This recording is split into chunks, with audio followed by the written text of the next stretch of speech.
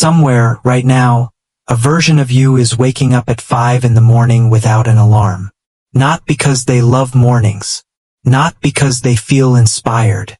But because 3 months ago they made a decision and stopped asking themselves how they felt about it every single day. You already know this person exists. You've seen them. Maybe you've envied them. Maybe you've even been them for a week before it all quietly fell apart. Here is the question that should terrify you.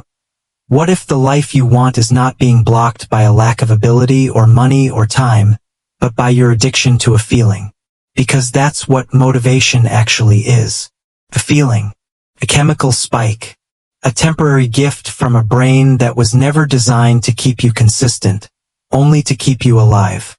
And you have built your entire future on top of it. Think about that for a moment. The gym membership you stopped using. The business plan sitting in a drawer. The relationship you meant to repair. The body you meant to build. The habit you meant to break.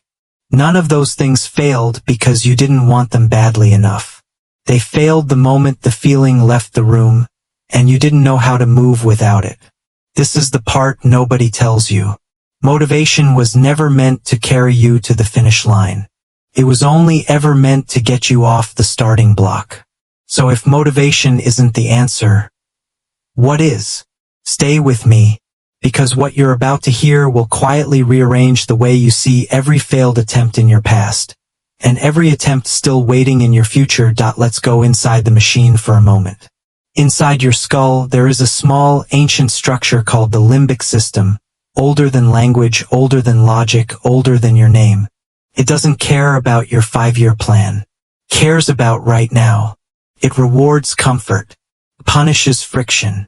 And every time you choose the harder path, the workout, the cold email, the difficult conversation, you are fighting a system that has kept your species alive for 200,000 years by avoiding exactly that kind of discomfort. You were never lazy.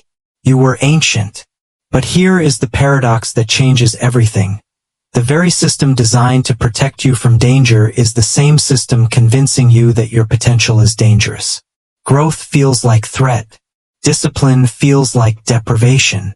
And your brain, in its outdated wisdom, will always choose the campfire over the unknown forest. Even when the forest is where your future is standing, waiting. So the people who succeed, are they simply immune to this? Do they not feel the pull toward comfort like you do? No. And this is where most people get it catastrophically wrong. The disciplined do not feel less resistance. They feel exactly the same resistance you do. The same heavy limbs on a cold morning. The same whisper to stay in bed. The same craving for an escape from the hard thing in front of them.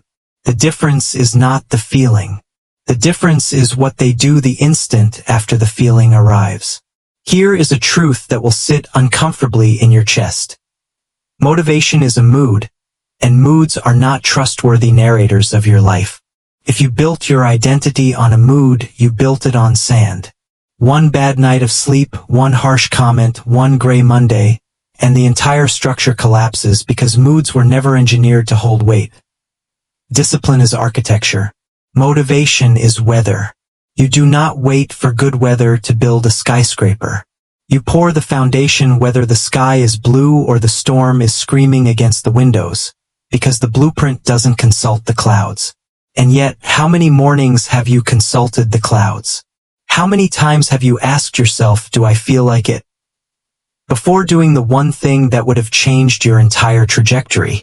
Every time you asked that question, you handed the steering wheel to a passenger who has never once cared about your long-term survival.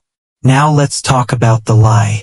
The one whispered by every uninspired self-help poster, every empty quote graphic, every hollow, just believe in yourself video that vanishes the moment the screen turns off.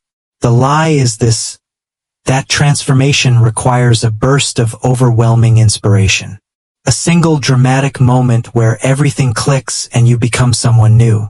It doesn't happen like that. It has never happened like that.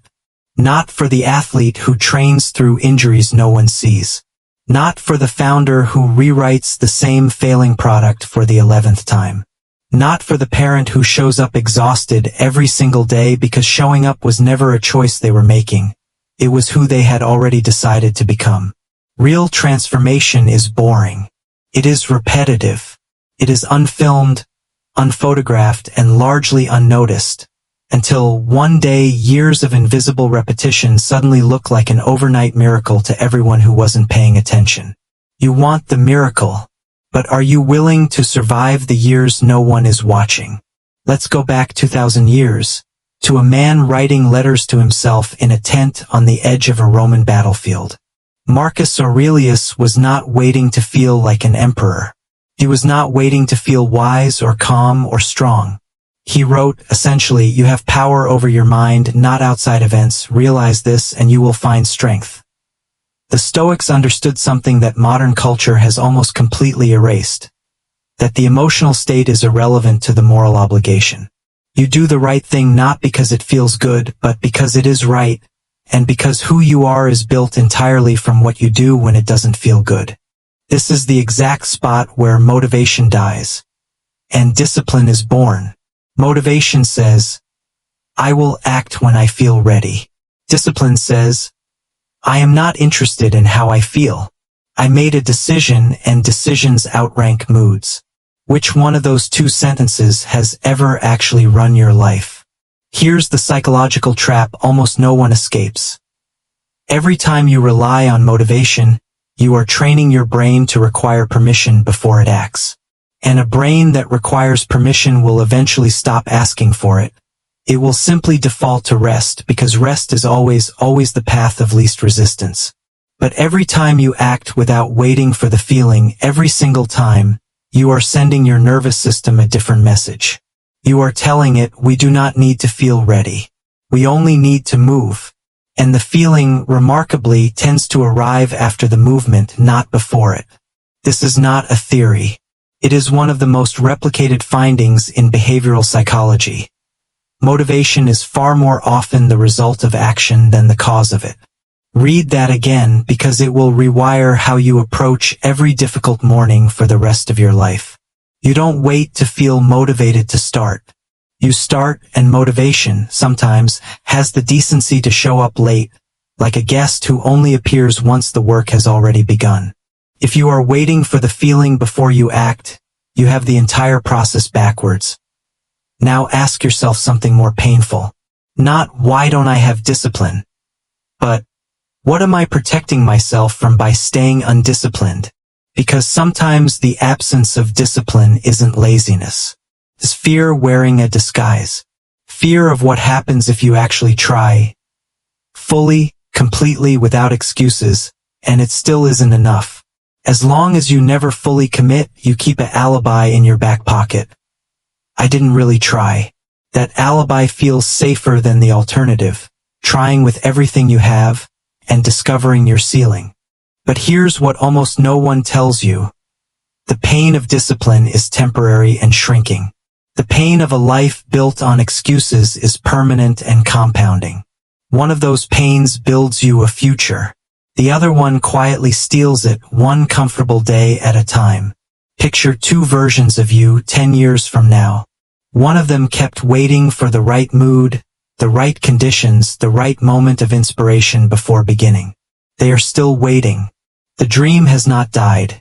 It has simply been indefinitely postponed, buried politely under 1,000 reasonable-sounding excuses, each one a small betrayal they told themselves was self-care. The other version made a quiet, undramatic decision on an ordinary day. No fireworks, no audience. They simply decided that from that point forward, actions would not be optional based on emotion. They showed up on the days they were excited, and more importantly, they showed up on the days they felt absolutely nothing at all. 10 years is not built in dramatic leaps. It is built in thousands of small, unremarkable Tuesdays where nobody was clapping and no one would have blamed them for quitting. Which Tuesday are you building right now? Understand this clearly. Discipline is not punishment. It is not the enemy of freedom. It is the architecture of it. The disciplined person is not trapped. They are the only one who is actually free. because they are no longer at the mercy of every passing mood, every bad night's sleep, every uninspired Monday. The undisciplined person is enslaved by their own nervous system, dragged in whatever direction their emotions happen to point that day. That is not freedom. That is captivity wearing the mask of spontaneity. True freedom is being able to say, it doesn't matter how I feel today. I already decided who I am, and I am simply continuing to become that person. So here is what this actually demands of you. Not more inspiration. Not another motivational video tomorrow and the day after and the day after that, endlessly refilling a cup with a hole in the bottom. It demands a decision. One decision made once that you no longer negotiate with every morning. Not, I'll try to work out when I feel like it. But, this is simply what I do now. Not, I'll write when inspiration strikes. But, the words get written whether inspiration shows up or not.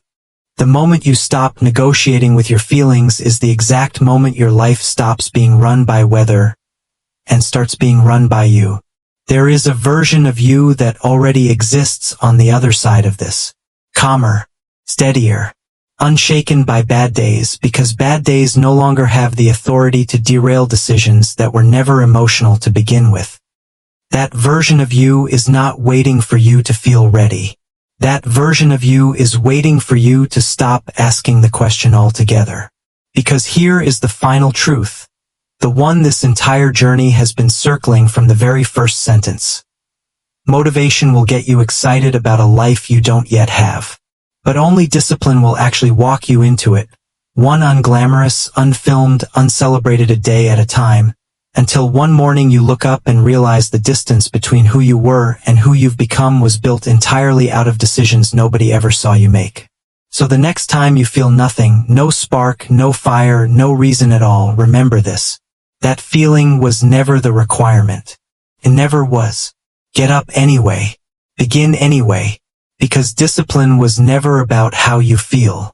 It was always about who you decide to become the moment feeling has absolutely nothing left to offer you. That decision is the only one that has ever truly changed a life. Make it today.